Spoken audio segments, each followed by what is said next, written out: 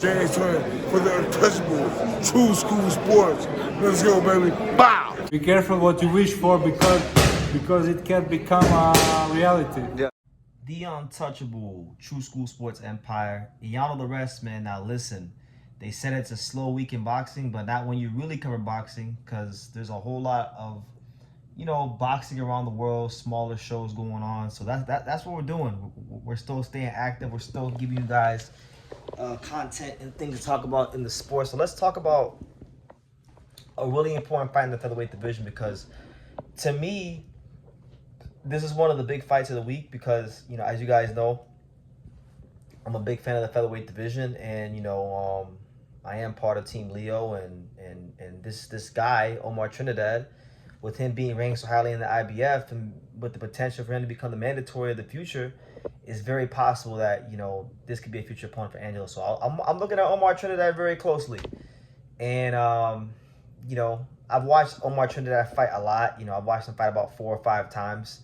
And in the times I've watched him, he's shown the ability to box at times. He's shown some vulnerabilities. He's shown the ability to get countered. He showed some good and he showed some bad. So, I wanted to see what he'd do here because he fought a guy, Lorenzo Parra, who, I completely forgot that I didn't realize that I'd watched Lorenzo Parra fight coming into the fight because for some reason his name just wasn't clicking. But then I went on his box rec and then I realized he fought Javon Woodward Jr. on Overtime Boxing, and he actually fought him to a split decision because Overtime Boxing has the overtime round, and that was the first time they ever had that. Because in Overtime Boxing, if you fight 8 rounds or 10 rounds, and if the judges scored a draw, they make you do a sudden death round, and the winner of that round wins the fight. And they did that for his fight with Javon Woodward Jr., and he actually wound up winning that fight. So that's how I remember him.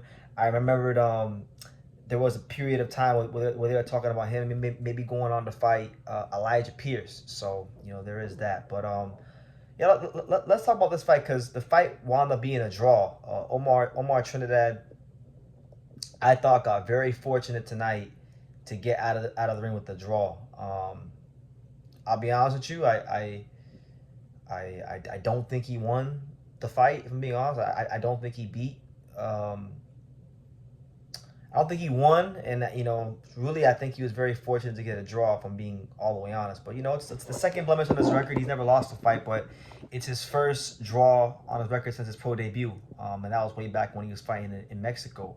So that being said, when I watched the fight, what I saw Omar Trinidad fight a guy who was a lot more layered, who had a lot more things to work out than a lot of the guys he's been fighting as of late. Mike Planilla, come forward, front foot dominant fighter, brings the fight to you. Hector Flores, cement-footed, heavy-handed, counter puncher, doesn't throw a whole lot of body shots, brings the fight to you, right? This guy Parra, he mixes things up a lot more. Slick, can counter punch, can lead the exchanges, and I think this threw off Trinidad because Trinidad at times looked unsure if he wanted to box. At times he looked unsure if he wanted to brawl. And I did see some frustration in that. And these are the kind of fights that fighters got to have. And these are the kind of landmines that fighters have to operate against and overcome if they want to become world champions. So I think this is a test for him tonight. He was very lucky to not get a loss on his record. But I really don't. I didn't score round by round. But I think he lost this fight. From what I saw, I thought he lost. I thought Parra controlled the fight with his counter punching, his defense. He didn't allow Trinidad to push him back. Trinidad, in fact, Parra came up from a smaller weight class. Parra is really a 122-pounder. He came up to featherweight, and he had his fair share of success pushing Omar Trinidad back. So I felt like he was the ring general for enough rounds in this fight to get a decision. Although Trinidad is the house fighter. We know that Tom Loeffler, 360 Promotions, they have the money invested in him. So I think that's kind of what saved him from not getting a loss on his record tonight. But you guys know how it goes in boxing. If the house fighter gets a draw on his own card, it probably means he lost the fight. So, Trinidad has some things to work on. He really does. I thought his punches got a little wide in there, so it made Lorenzo Parra's life a little easier counterpunching him. Yeah, I just think he's he's there in the rankings, but honestly, he's really not there. In my opinion, he's still some time away from being ready. But again, you know, he's 29 years old, so you don't got time to continue building him. I feel like, you know, you're 21 fights in now. What is he ranked? I know he's ranked what? Let me see. Let me go check. It's like almost 5 in the morning, and I'm here talking about Omar Trinidad. See, that's how you know we love boxing on True School Sports, because I'm putting in that overtime. I could barely, you know, I'm barely awake, but I'm talking boxing, damn near half asleep, because that's how good we are here on True School Sports. That's the amount of the effort we put in over the years. But look, Omar Trinidad right now is basically the number one contender for the IBF, because the number one spot is vacant, and he's number two. So really, he's the number one contender. Now, they haven't made him the mandatory yet, but I think at some point they're gonna make him the mandatory, or he's gonna have to fight in a IBF final eliminator fight.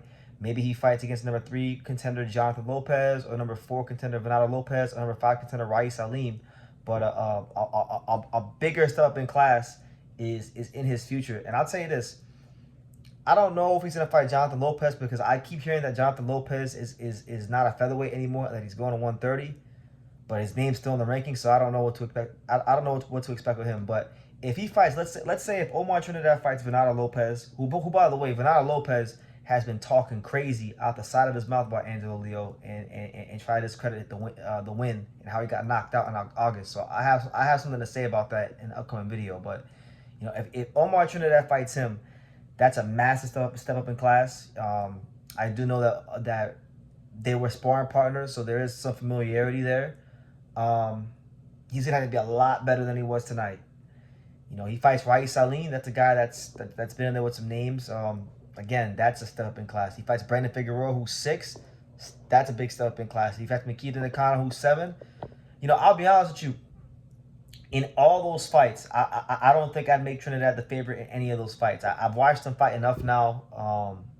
He's fought some decent fighters, and you know, he hasn't corrected what I feel he needs to correct to get to the next level. And you know, he's gonna have to really rise to the occasion. He to win any of them fights I named, be it Venado, be it Rais Salim, be it even like a guy like Brandon Figueroa, who I don't really class the highest because I'm not a big fan of his style. Those are all guys that have been at the world level, and in some cases have won world titles. So he's gonna have to be better than he's been tonight. He's gonna have to, I think, tighten up his punches, clean up his defense, clean up his balance, a lot of things. Because if he doesn't, you know, he's not going to get a chance to even fight for the world title, unless, of course, the IBF makes the mandatory. But I think, truthfully, look, I think Trinidad has reached a stage where they should make him fight in an eliminator fight. You know, that's what I think, because, you know, he needs to fight someone that's on that world level, I feel, and really prove himself, because it's questionable if you won this fight, you know, and the guys you've been fighting are not really like what you would classify as world level guys. So I thought he got really lucky to not get a loss in his record. But I left very impressed with Lorenzo Parra. Lorenzo Parra is not a natural featherweight, and he put on a great display of counter punching and defense. And you know, I think if he was a little busier, you know, I think what kept Trinidad winning enough rounds to make this a draw was he was busy when he had to be. Parra wasn't at times. But Parra was defensively very sound, counterpunched very well. Definitely earns himself some more opportunities in the future. So, yeah, those are my thoughts. Omar Trinidad is got a lot of work to do, honestly. Got a lot of work to do, but, you know, it's part of the game. You know, we'll see how it goes for him. But leave your comments down below. Make sure you guys take the time to subscribe. And like I say in every single one of these videos, you can love me or you can hate me. But I'm just a kid from Daniel. So until next time, take care. Thank you for watching another video on the untouchable True School Sports Empire. For more great boxing content just like this, make sure you guys stay tuned and subscribe. You won't be disappointed.